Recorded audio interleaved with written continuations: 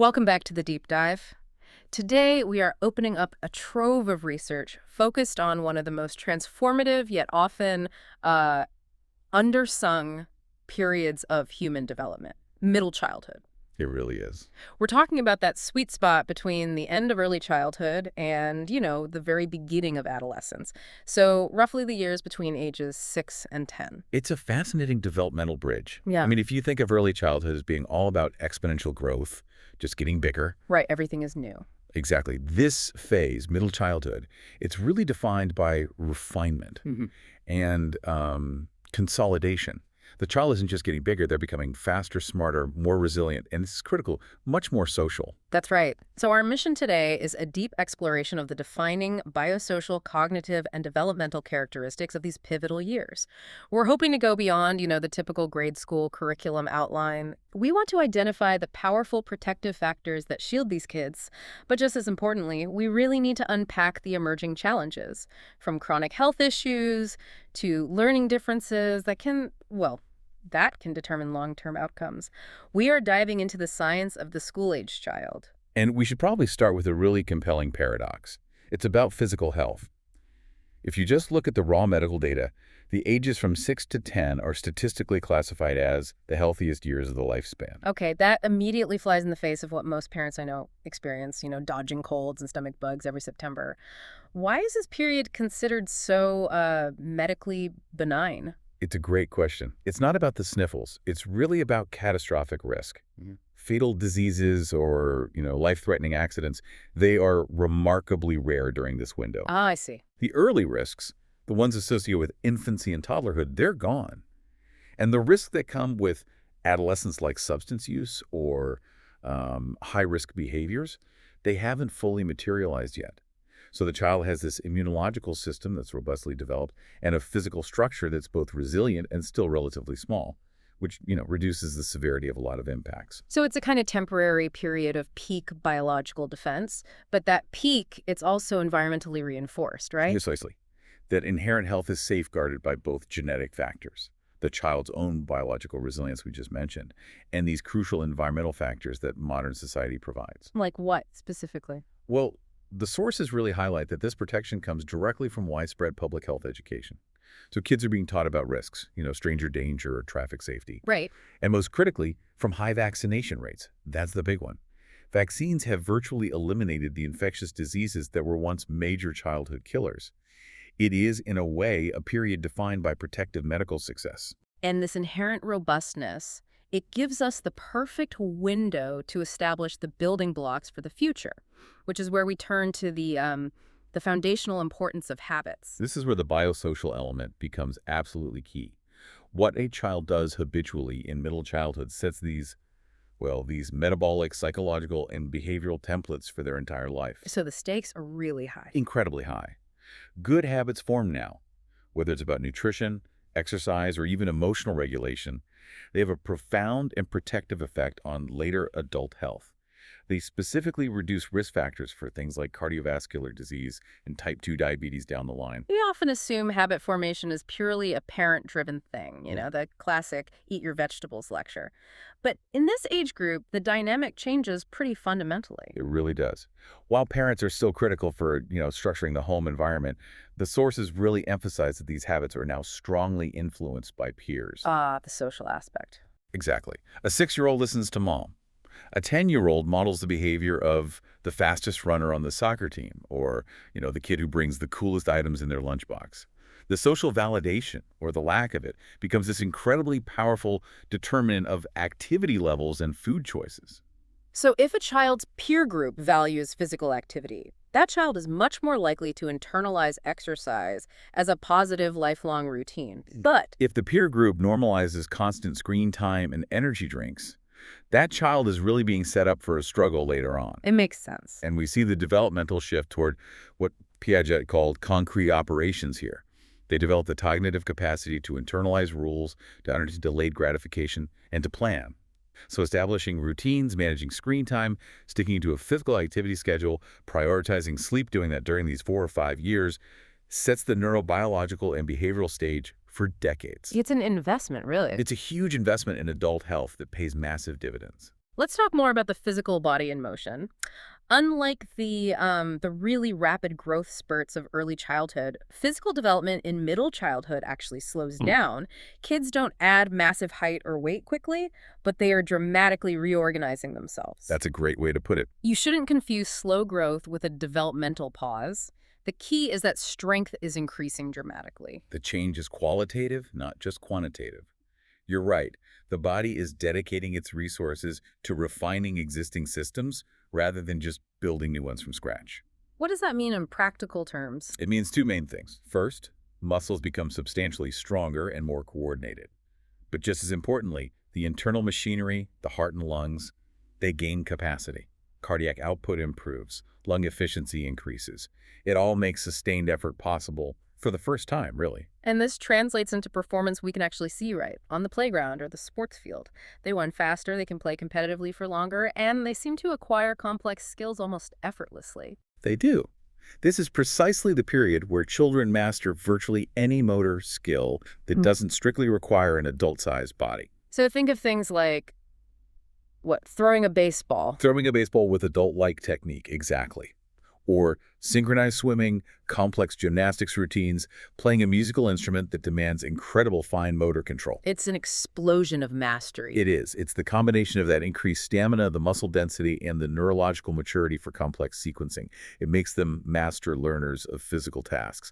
They've moved from, that awkward, gross motor exploration of a toddler to fine-tuned strategic movement. And before we move on to activity, we have to mention one defining physical change that's happening literally in their mouths: oral health. It's a shift that really marks the transition from, childhood reliance to adult structure. Oh, it's a profound transition. This is the exact time when the baby teeth are replaced by permanent teeth, and this shift is a major biosocial marker Why biosocial? because it emphasizes the need for rigorous, consistent dental care that they have to start taking ownership of. Poor dental habits established now, or, a lack of access to care, can lead to lifelong issues. And it's not just health. It affects appearance and confidence. It's another one of those habits that just cements in this pivotal window. So now that we've established their increasing strength, let's talk about how they apply it.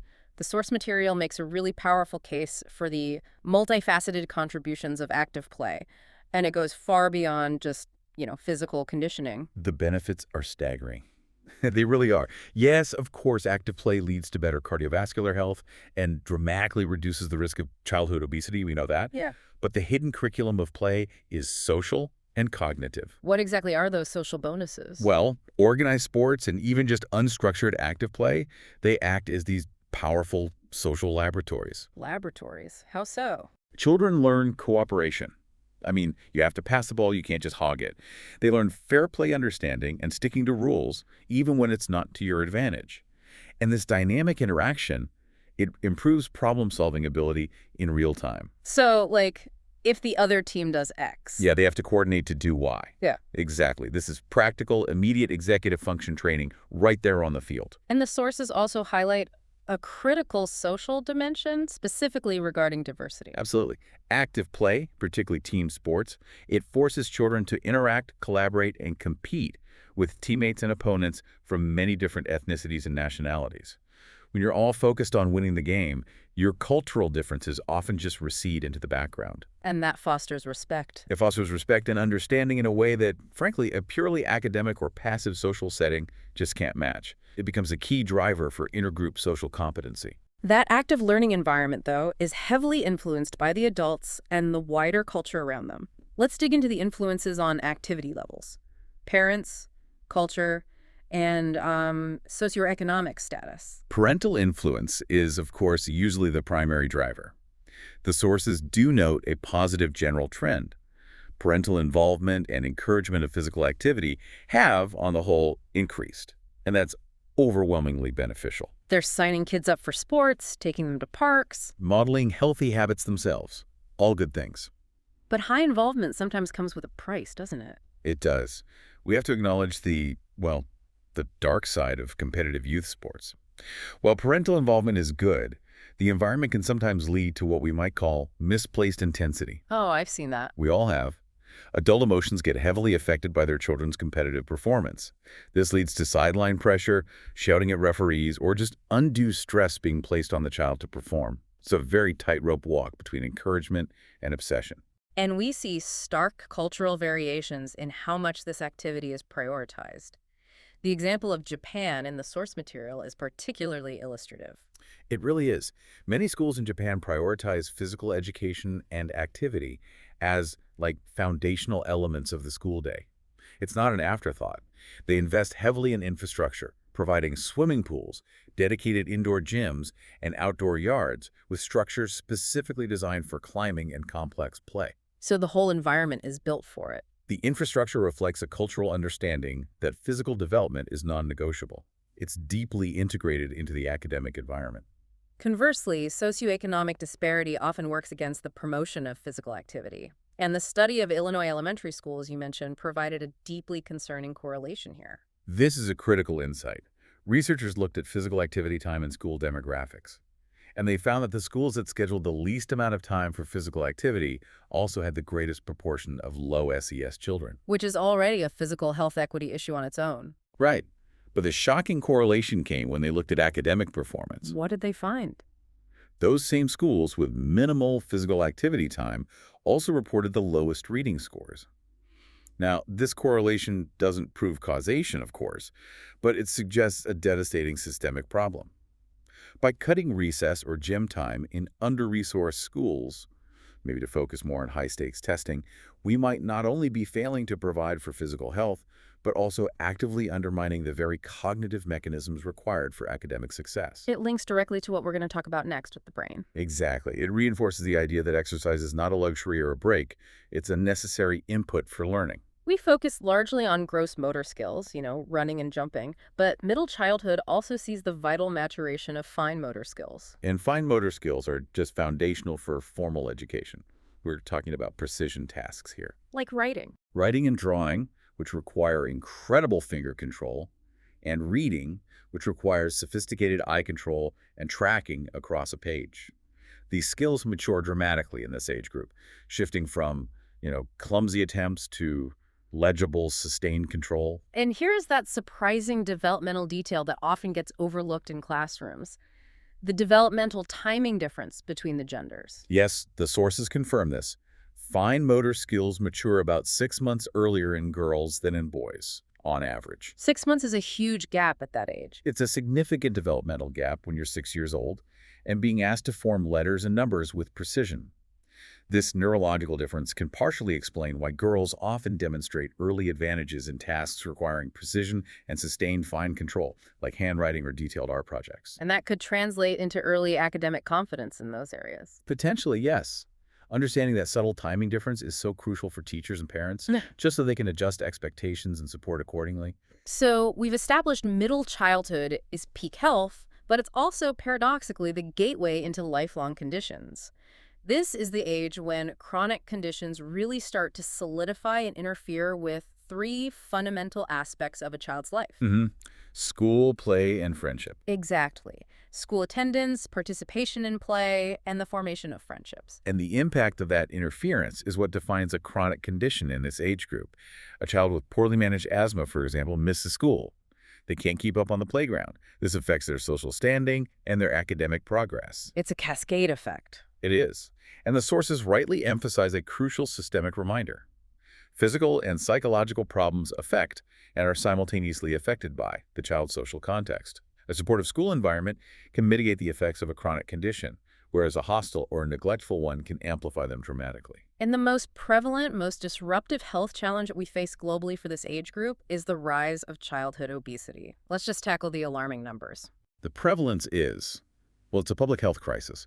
Currently, more than 20% of U.S. children in middle childhood are classified as obese. 1 in 5. 1 in 5 children crossing a threshold that dramatically increases their lifetime health risks. And recent history made the situation so much worse. The period of 2020 and 2021 was a severe setback. The COVID-19 lockdowns, the shift to virtual schooling, the cessation of organized sports, it all severely disrupted activity levels and routines. The sources confirmed that obesity rates increased among every single age group in 2020 because of these constraints. But the increase was worst for this group. Critically, yes. The largest increases were seen specifically in middle childhood. This suggests this age group was particularly sensitive to the loss of structured school days and the transition to a sedentary lifestyle, one dominated by screen time and, grazing. To really understand these figures, we should probably clarify the medical definitions. Obesity isn't just a subjective feeling, it's a classification based on body mass index, or BMI. Right. BMI is a ratio of weight to height. But for children, unlike for adults, we don't use a fixed number. We use a percentile relative to other children of the same age and sex. So how does that work? So childhood overweight is defined as having a BMI above the 85th percentile. This means the child is heavier than 85% of their peers. And obesity? Childhood obesity is defined as a BMI above the 95th percentile. This percentile-based measurement is absolutely necessary because, well, children are constantly changing height and weight as they develop. When we look at the consequences of obesity, the picture becomes incredibly stark. The sources provide a truly chilling insight. Obesity now causes more deaths worldwide than malnutrition. Wow. Just think about that. We have shifted the primary nutritional danger in the world from not enough food to too much, or at least the wrong kind of food. The sheer global scale of the obesity epidemic means it's the #1 preventable killer today. And for the children themselves, even those who are just classified as overweight, they face immediate health consequences, not just future ones. Absolutely. This weight gain correlates directly with what were historically considered adult-onset conditions. Like high blood pressure. High blood pressure, elevated cholesterol levels, and increased rates of asthma. These children are carrying the burden of metabolic syndrome far, far earlier in life. And what's more, managing weight in this age group is complicated by a behavioral dynamic we touched on earlier: pester power. Let's elaborate on pester power. It's a cultural phenomenon tied to consumerism, right? It is. Pester power is that sustained, persistent insistence by children on specific foods or purchased items. In a culture that is saturated with ads for high-sugar, energy-dense, highly palatable foods, The kids are the target. kids become relentless advocates for these unhealthy options. And parents often capitulate under this pressure for convenience, for peace, or maybe due to a lack of resources to prepare healthier options. And this significantly contributes to weight gain. It makes diet management a constant, exhausting battle within the family unit. Okay, moving from obesity to the second major chronic challenge in middle childhood: asthma. It's a health issue that is profoundly responsive to environmental factors. It really is. Asthma is characterized by inflammation and narrowing of the airways, which makes breathing laborious. It's one of the leading causes of school absenteeism, and it significantly limits physical activity, which is a terrible irony when we consider how much physical activity aids cognition. And the causes are complex. Very. It's a potent mix of genetic predisposition and environmental triggers. And the environmental factors are varied. They range from the air outside to the carpets inside your house. They include outdoor pollutants, smog, traffic exhaust, ozone and indoor pollutants, things like dust mites, pet dander, mold. Where a child lives, urban versus rural, high-income versus low-income housing can drastically affect their exposure load and thus their risk of developing or having exacerbations of asthma. This environmental link leads us directly to one of the most provocative and debated theories in modern immunology: the hygiene hypothesis. The hygiene hypothesis. It's an attempt to explain the global increase in allergic and inflammatory diseases, including asthma, particularly in high-income nations. What's the core idea? The core idea is that children raised in overly sanitary environments, where their exposure to a wide variety of microorganisms, bacteria, viruses, even parasites, is minimized, have immune systems that are, for lack of a better term, fundamentally undertrained. So the immune system doesn't get its necessary practice fighting real pathogens. What does it do instead? Exactly. The immune system is like a specialized military force. If it doesn't have enough real conflict, real infections to fight during its training phase in early childhood, it shifts its focus. It becomes hyper-vigilant and overly aggressive toward benign targets. So instead of fighting a virus, It mounts an inappropriate inflammatory response against harmless substances like pollen, dust, or pet dander. And that leads to the symptoms we classify as allergies and asthma. It hasn't developed proper immune tolerance. it completely flips our common understanding. Being too clean can actually make us sicker in the long run. That's a profound implication for parenting and public health. It is. It suggests that exposure to a normal level of germs and even dirt is vital for immune system maturation. This hypothesis drives debates over things like the overuse of broad-spectrum antibiotics, which kill both good and bad bacteria, and the importance of exposure to pets and environments like farms early in life. Now we transition into the realm of cognition, and here is where it's truly fascinating, especially when we bridge the physical and the intellectual. We have to start with the powerful idea of embodied cognition. Embodied cognition is such a great concept. It challenges the traditional view that the brain is, a solitary computer locked in the skull. Right. Instead, it posits that movement, sensation, and the body's interaction with the environment are fundamental components of thinking and intellectual functioning. The brain and body are a single integrated system. If the two are integrated, what is the precise mechanism by which physical activity improves thinking? Well, there are several key mechanisms. First, physical activity dramatically increases cerebral blood flow. More blood means more oxygen and glucose, which is the brain's fuel delivered more efficiently. Okay, that makes sense. Second, exercise stimulates the production and release of crucial neurotransmitters, the chemical messengers required for fast and effective communication between neurons. So essentially, movement physically optimizes both the hardware and the network of the thinking machine. So running a lap isn't just good for the heart, it's immediately improving brain fuel delivery. And this optimization directly enhances what we call executive functions. It does. Movement leads to measurable improvements in executive control abilities. These are the higher-order cognitive skills necessary for planning, managing distractions, and achieving goals. Can you give an example? Specifically, we see better selective attention. So the child's ability to filter out classroom noise and focus on the teacher, and significantly faster reaction time. This provides the neurobiological justification for that study we discussed earlier. The one in Illinois. Yes, linking cutting physical activity to lower academic scores. It's a cognitive deficit caused by a lack of physical input. That really reframes the whole school schedule debate. Let's move from optimizing the brain to measuring the mind, starting with the distinction between aptitude and achievement. This distinction is crucial for understanding any kind of standardized testing. Aptitude refers to a person's potential to master a specific skill or a body of knowledge. It's the underlying capacity to learn new things. And achievement. Achievement measures what a person has already mastered or is proficient in based on instruction or experience. So a score on a reading comprehension test or an algebra test is a measure of achievement. The most famous aptitude test, of course, is the IQ test, or intelligence quotient. Correct. The original design was all about trying to quantify intellectual aptitude, specifically to predict a child's ability to learn in a formal school setting. The initial calculation mental age divided by chronological age times 100. That's been largely replaced by modern statistical methods, but the goal is still the same, predicting academic success and general cognitive potential. Yet the reliability of a single number defining intelligence has been thrown into question by a powerful global trend, the Flynn effect. The Flynn effect is fascinating. It's the empirically documented, significant, and continuous rise in average IQ scores across multiple generations in many nations around the world. So people today score much higher on these tests than people did 50 or 80 years ago. Substantially higher. But the critical implication, as you said, is that we don't believe modern humans are inherently, biologically smarter than their grandparents. So what is driving this persistent upward creep? It forces us to ask what IQ really measures. It does. Researchers suggest the rise isn't driven by genetics, but by environmental and social changes.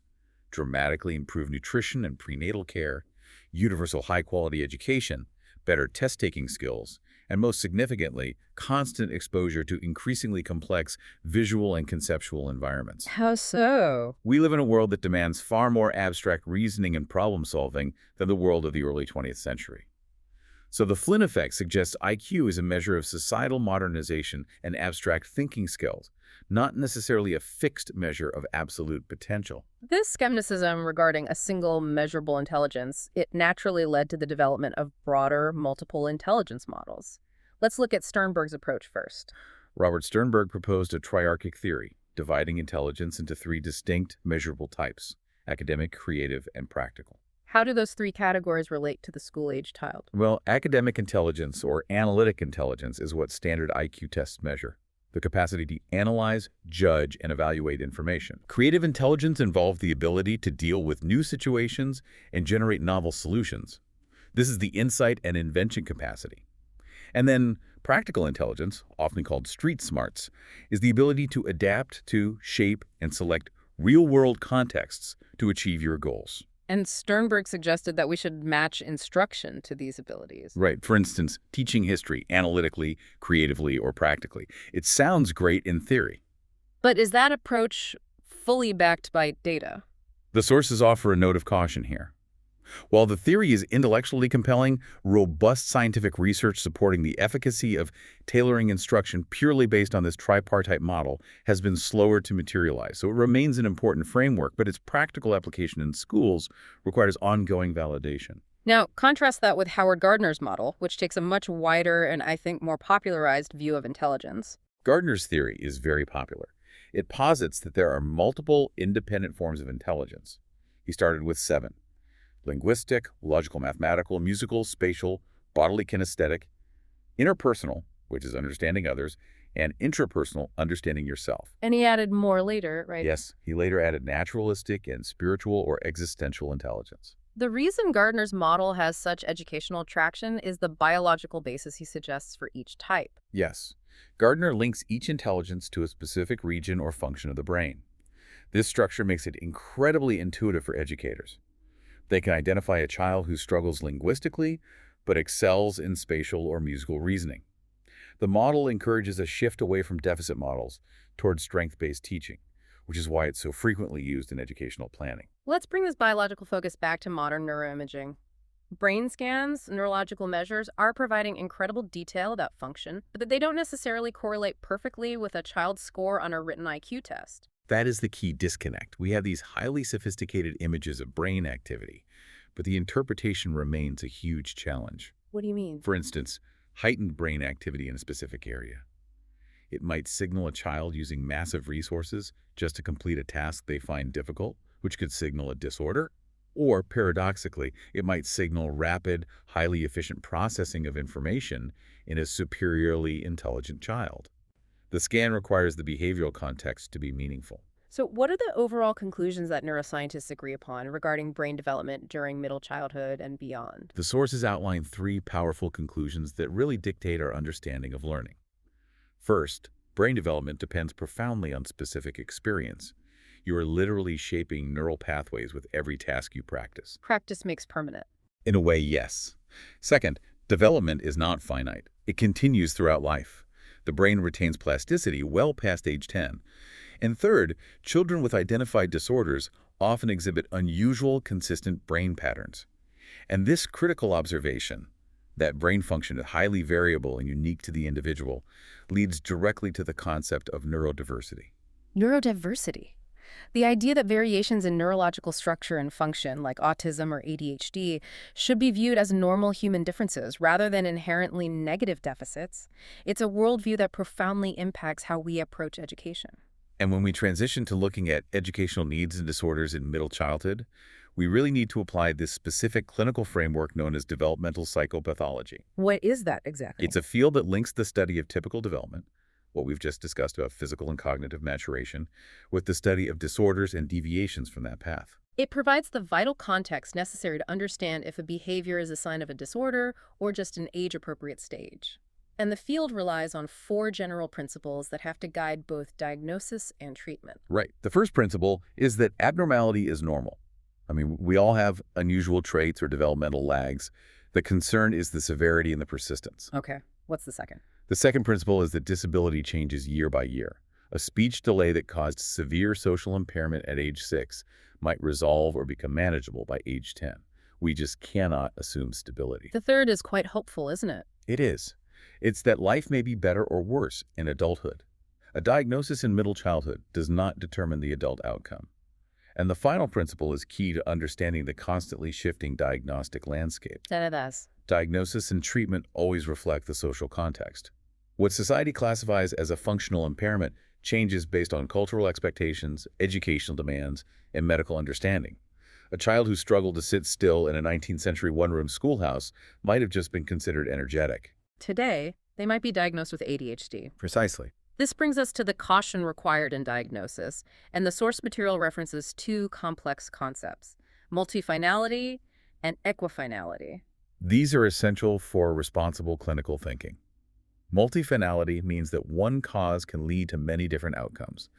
For example, severe early childhood trauma might result in one child developing depression, another an anxiety disorder, and a third complex behavioral regulation issues. So one road splits into multiple destinations? A perfect analogy. And equifinality is the reverse. It means that many different causes can all lead to one outcome.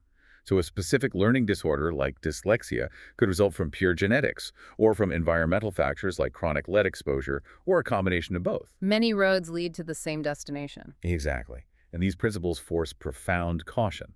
We can rarely pinpoint a single cause or confidently predict a single outcome, which means diagnosis requires holistic understanding, not just a symptom checklist. If the underlying causes are so complex, why does middle childhood make disorders so much more visible than earlier periods? It's the rigid, scheduled, and standardized structure of school. In a formal classroom, children are grouped by age, and learning is scheduled and assessed against fixed benchmarks. A child who can't focus or read at the same pace as their peers, well, they're immediately visible. And the primary challenge is telling the difference between a real issue and just being a kid. That's it. Distinguishing between genuine pathology and simple developmental lags, or behavioral immaturity. And the history, the Diagnostic and Statistical Manual, the DSM, it reflects this struggle to draw the line. How so? The sources note that disorders were often underdiagnosed in earlier versions of the DSM because we just lacked the necessary insight or terminology. Conversely, in the current iteration, DSM-5, there's a real concern that we may be pathologizing normal variation, potentially overdiagnosing conditions. They're trying to draw a clinical line in a context, the human brain, that is defined by neurodiversity. Exactly. Sometimes the problem is neurological immaturity. The child just needs 6 more months of development rather than a permanent pathological deficit. Let's focus on the most commonly discussed issue in this age group: attention deficit hyperactivity disorder, or ADHD. ADHD is characterized by a chronic difficulty concentrating for more than a few moments. It usually presents as a triad of symptoms: inattentiveness, impulsivity, and overactivity. The core issue is really a failure of executive function, the ability to inhibit responses, sustain focus, and organize tasks. And the global rates of diagnosis for ADHD are a major source of debate and concern. They are. The sources confirm that rates are consistently lower in most other nations compared to the U.S., but they're rising globally. And this global increase is raising some very serious concerns, particularly when you consider the potential for misdiagnosis. Let's unpack the three major concerns related to this rising diagnosis rate. First, misdiagnosis, particularly confusing immaturity with pathology. This is a massive systemic issue, especially for children who are chronologically young for their grade cohort. A boy born in late August who enters first grade is developmentally 6 months behind a boy born in September of the previous year. Which is a huge gap at that age. A huge gap. And that 6-month gap, especially in executive function, can make the younger child appear inattentive or impulsive, leading to an ADHD diagnosis when they simply need more time to mature relative to the curriculum demands. The second concern is highly visible in high schools and colleges: drug abuse. Stimulant medications like Ritalin are the primary pharmacological treatment for ADHD. They help regulate neurotransmitters and improve focus. However, they are controlled substances and are frequently misused or diverted, sold illegally, particularly by adolescents looking for a cognitive edge or a recreational high, Which necessitates careful monitoring. and raises a lot of ethical questions about medication use in schools. The third worry ties directly back to social context. Typical high-energy behavior being considered pathological. We risk medicalizing childhood. We risk losing the unique spark of a high-energy, inquisitive, but perhaps slightly disruptive child. If the societal expectation for a school-age child is absolute stillness and conformity, then we are pathologizing a natural human temperament. So what is the ideal treatment? It's multifaceted. It should involve training for the family and the child to manage structure and expectations, specialized educational support, and then, if necessary, medication. Moving beyond behavioral issues, middle childhood is also the key period for identifying specific learning disorders, or SLDs. An SLD is a deficit specific to a particular area of learning, and critically, it is not caused by obvious factors like intellectual disability, poor vision, or a stressful home environment. It is a neurological anomaly specific to the learning process itself. And the DSM-5 combined various historical categories into this single SLD umbrella. It did. It streamlined previous diagnoses that focused on deficits in information perception or processing. Now they're grouped under specific learning disorder, though people still conversationally call it a learning disability. This allows for more standardized diagnostic and intervention protocols. And the classic examples are deficits related to language and mathematics. Exactly. Dyslexia involves unusual difficulty with reading. It's thought to stem from a neurological difference that affects how the brain processes phonological awareness and decodes linguistic information. It just makes reading slow and laborious. And the math equivalent. That's dyscalculia. It's an unusual difficulty with math, and it probably originates from a distinct part of the brain that handles numerical sense, magnitude estimation, and spatial reasoning.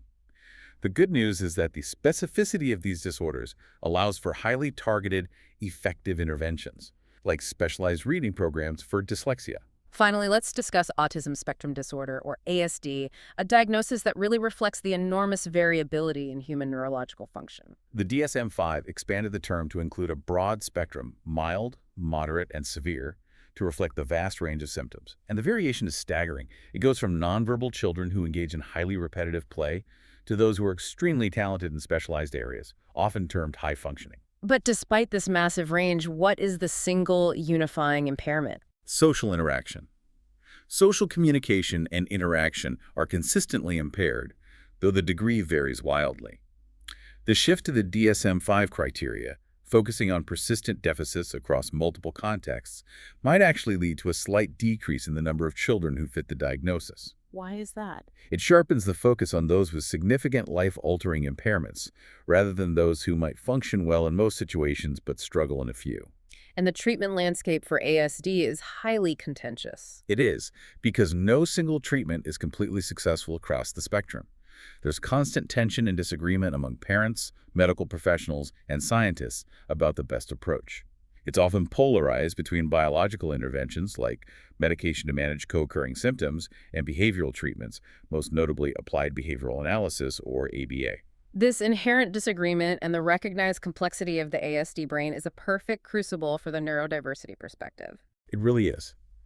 The neurodiversity perspective is the philosophical movement, asserting that neurological differences, including ASD and ADHD, are simply normal human variations, much like differences in height or personality. It's a logical extension of the criticism aimed at standardized tests and a single model of intelligence. If you accept that perspective, how does it challenge traditional treatment models for conditions like ASD? It fundamentally shifts the goal. It criticizes treatments that prioritize normalization, making a child appear indistinguishable from their neurotypical peers. So what's the alternative?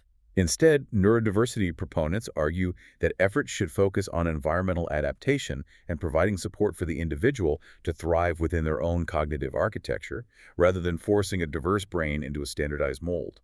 It places the burden of change onto the social system, not just onto the child. This shift in perspective is so crucial for understanding how school and special education systems attempt to serve these diverse needs. The American special education system relies on established legal policies aimed at equity. These frameworks include the Least Restrictive Environment, or LRE, mandating that children must be educated alongside their non-disabled peers to the maximum extent appropriate. Exactly. Then there's Response to Intervention, or RTI, which is a multi-tier approach to providing increasingly intensive support before a formal diagnosis is even made. And of course, the Individual Education Plan, or IEP. A legally binding document that tailors specific educational goals and services for the student. Right. These systems are meant to intervene early, but there's a consistent systemic problem with the timing of intervention. The famous wait-to-fail approach. It's notorious. Diagnosis and robust intervention often occur only after a child has fallen significantly behind academically, rather than proactively supporting them at the first sign of struggle. This delay is particularly true for conditions like ADHD, which often has to be shoehorned into an existing category like other health impairment because it lacks its own separate classification in the U.S. system. It's a systemic failure. It's a systemic failure to support the child when they need it most. And to make it all worse, the terminology itself is in constant flux, adding yet another layer of complication. Oh, so? The sources confirm that diagnostic labels change more quickly than children do. Furthermore, the existing U.S. system is often criticized for missing key special categories that exist in other countries, which leads to gaps in provision. Navigating a system where the science, the politics, and the legal framework are constantly evolving is an enormous challenge for families and educators alike. We have completed an exhaustive deep dive into middle childhood, ages 6 to 10. The takeaways are, I think, very clear.